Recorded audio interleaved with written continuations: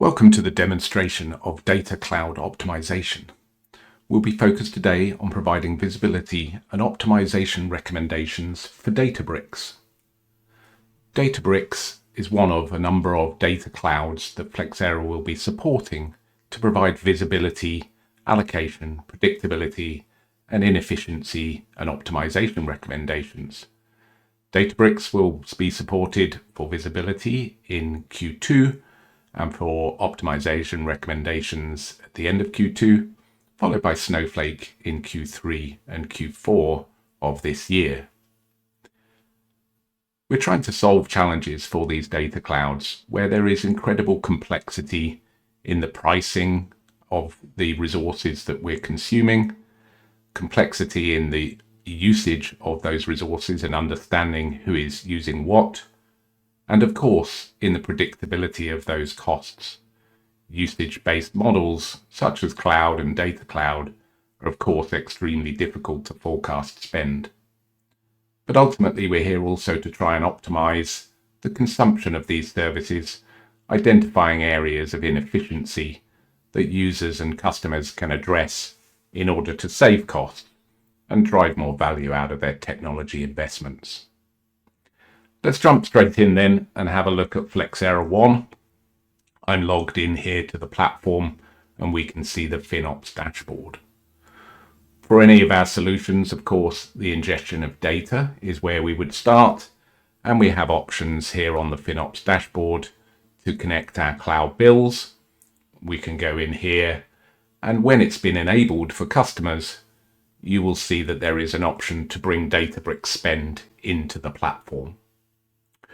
We can click here and look at the options for adding in a Databricks environment. And there are links, of course, for customers to sign into the accounts, as well as to look at the documentation.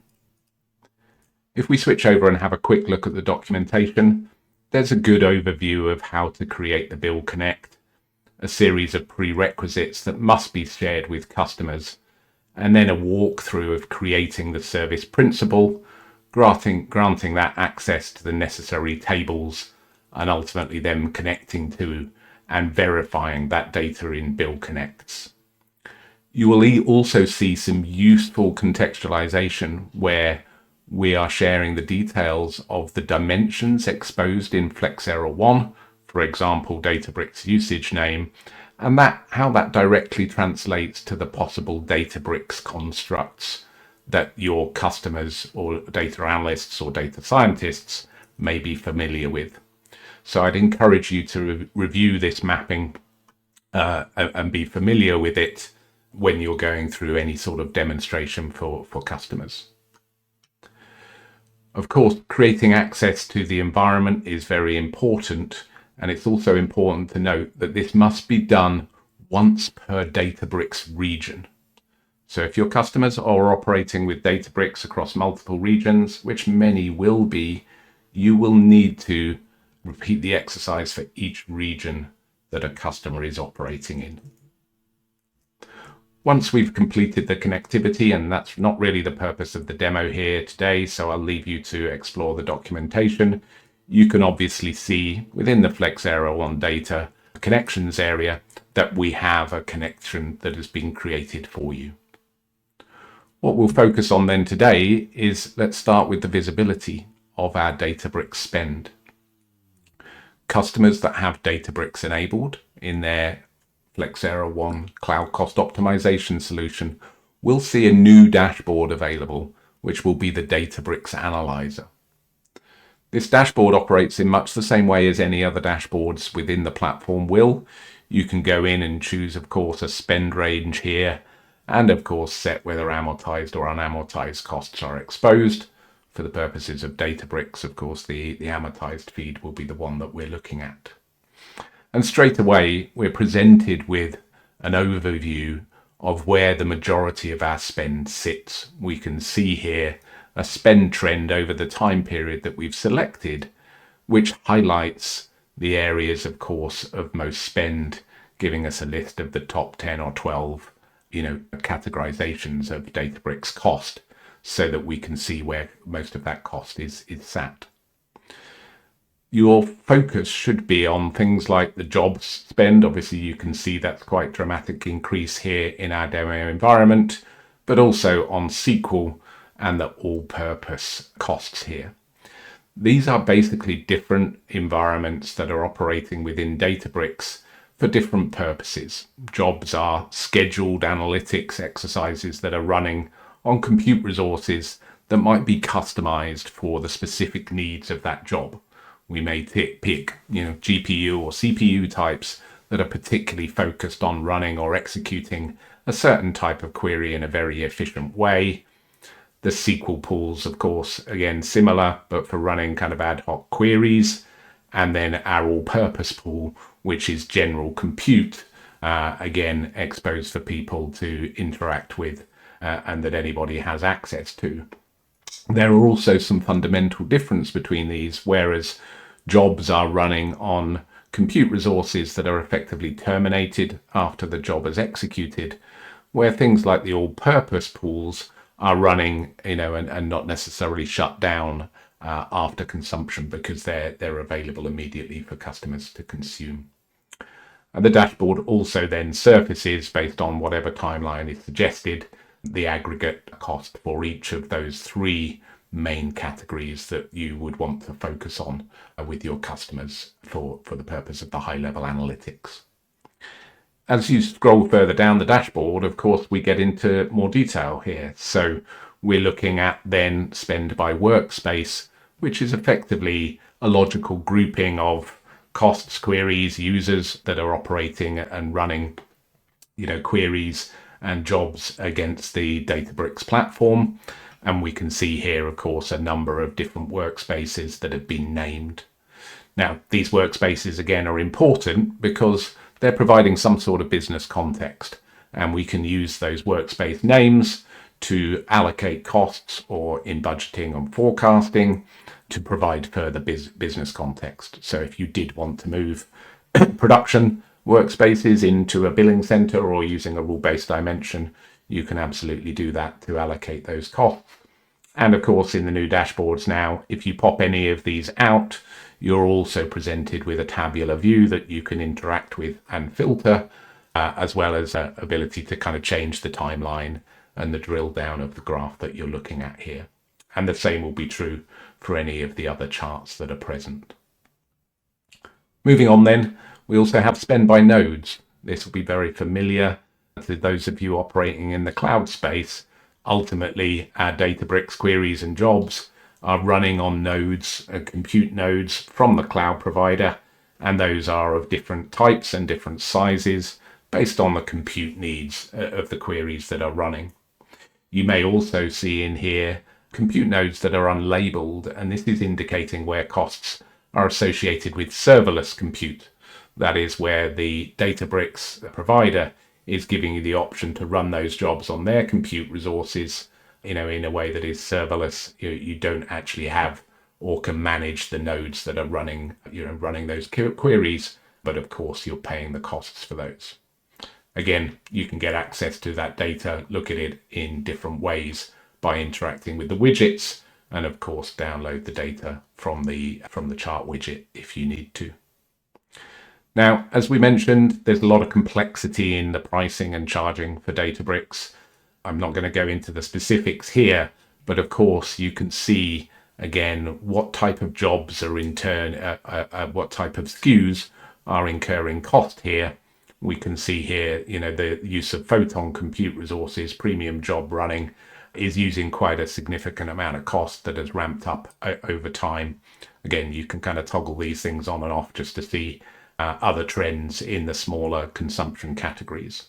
Again, this is giving you context to understand of certain SKUs that you might use are charged at certain prices. And again, if you're operating serverless versus, self-hosted and so on, there are different rates that you're going to be paying for those compute resources. So again, good contextualization alongside your workspace data to understand the compute resources and SKUs that you're using, for visibility and potential optimization opportunities.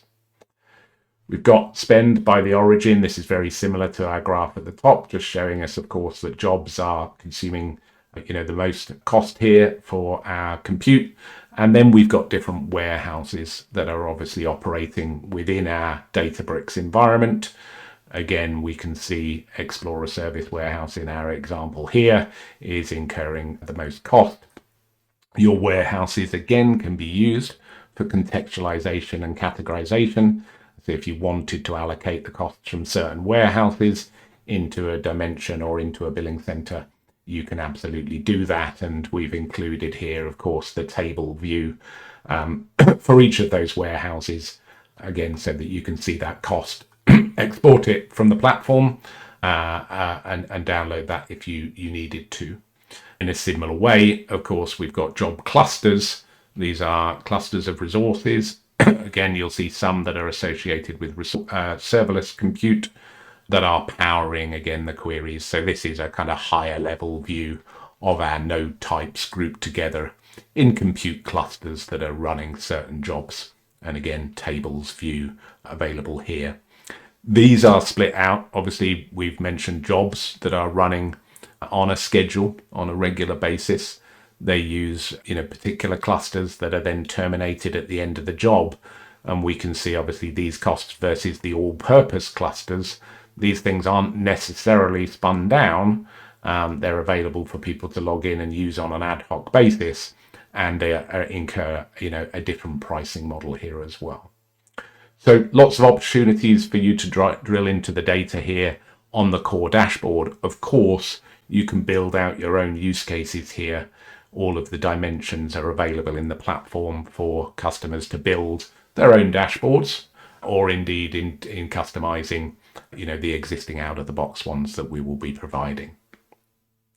Now, these dimensions are available, of course, for customers to use not just in the pre-built dashboards, but also in things like tabular view. So we can see here, as we saw in the documentation, things are mapped across, to Cloud Vendor account name, Databricks usage name, Databricks workflow name, and the category is also important here for users to be able to see. So these dimensions will be, of course, new for those using Databricks. The category, the Cloud Vendor account name, and of course Cloud Vendor, not new, but are mapped as per the documentation, so that you can use these and see cloud spend and other things at the same time here. Tabular view will work as normal, so you can set a time range here, and again the type of cost data that you want to see. You can then filter, of course, for any of these Databricks consumption types, whether it's the individual account, the individual usage type, individual workflows, or the specific category.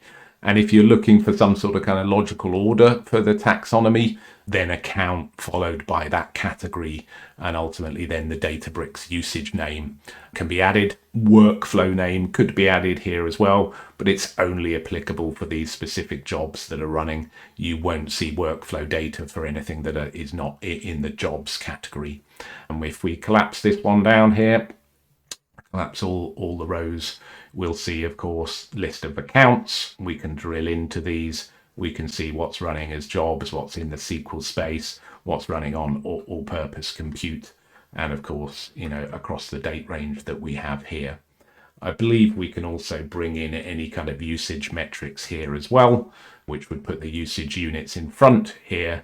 And then we're looking at, of course, the number of database units, which is the cost unit that Databricks uses when you're running compute. So you buy a number of DBUs, and they're used at different rates depending on what type of service you're using, whether it's serverless and jobs versus the all-purpose queries that you can run. So that usage data available here as well. Now, I'm not going to show it in the demo today, but of course, any of these dimensions will be available for you to use in both the anomaly detection, which we could, of course, run from here, but also in budgeting and forecasting, rule-based dimensions for cost allocation as well, which will be an important part of the journey for customers. The second piece that I'd like to focus on is the optimization side of things. Now, to be clear, the demo data here is dummy recommendations for Databricks. The Databricks recommendations will be coming and will be available at the end of June. But we're positioning this for customers where they have the visibility now, and obviously the recommendations coming. So we have added some in because, of course, it's important that customers can see, what the future state looks like and what they can expect here. Those recommendations will appear in the same way, that other usage reduction savings opportunities are exposed. So we can see here our Databricks recommendations. And then if I drill into the detail here, again, if I'm looking at it by policy set, I can see Databricks. And of course, if I pivot that by recommendation type, we can drill into that and we can see 3 types of recommendation. They're all around right sizing. Okay, this is basically saying, am I efficiently using the compute resources that I have, whether it's across the job cluster, the all-purpose, or the SQL warehouse? And remember, those were the 3 items that were the kind of top area of focus for the analysis of our Databricks spend.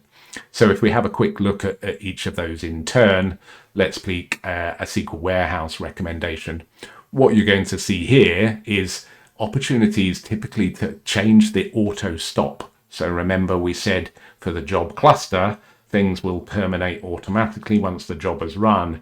But in other areas, the SQL warehouse and the all-purpose cluster, that may not be the case.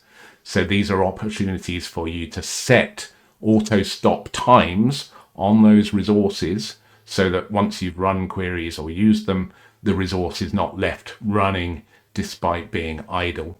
And you can see, of course, the various details of when this was detected and the potential savings opportunities here as well. If we drill into that a little bit further, again, as per the recommendations that we'll see in other areas of CCO, there's lots of data points here. But of course, here's our recommendation for the size, how much data that we looked at, and then obviously some contextualization about the account and the cluster that it is running here, potential monthly savings, and of course the resource. But importantly, what we're looking at, of course, is things like average or the P95, percentile utilization here, which is very, very low, indicating that there's a lot of kind of idle time for these particular resources. And of course, an opportunity there to save money. If we take a look at the all-purpose cluster, well, this is a little bit different. We have worker nodes running this cluster. And this one is suggesting, of course, that the worker node that is running in our all-purpose cluster here is not efficiently sized. Okay, we've got a size with 8 CPU cores and 64 gig of RAM. We're suggesting we halve, that compute resource. And again, if we drill into the details, we'll look at the worker node detail here, and we're seeing average CPU and even the percentile, 95th percentile CPU consumption and memory consumption being extremely low, obviously supporting, that recommendation. Now, there's workers and drivers, right? So the orchestration nodes potentially could also be right-sized. This recommendation is just for the worker. You may see recommendations that could be for both the driver, that's the orchestrator of the compute resources, or the compute resources themselves, the worker nodes. Recommendations could appear for both of those. And then lastly, we'll take a look quickly at the job cluster. And again, here we're seeing, okay, these jobs are running on compute resources, of course. This is a great example where both the driver and the worker nodes are over provisioned here. Significant savings opportunity, and we can see, of course, the details for both the driver and the worker node here and the characteristics of this resource that have resulted in that recommendation.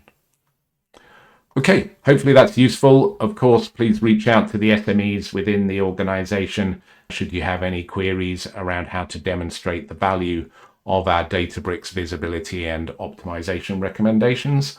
And we'll provide further guidance later in the year as the Snowflake solution is provided in the production environments. So thank you again for your time.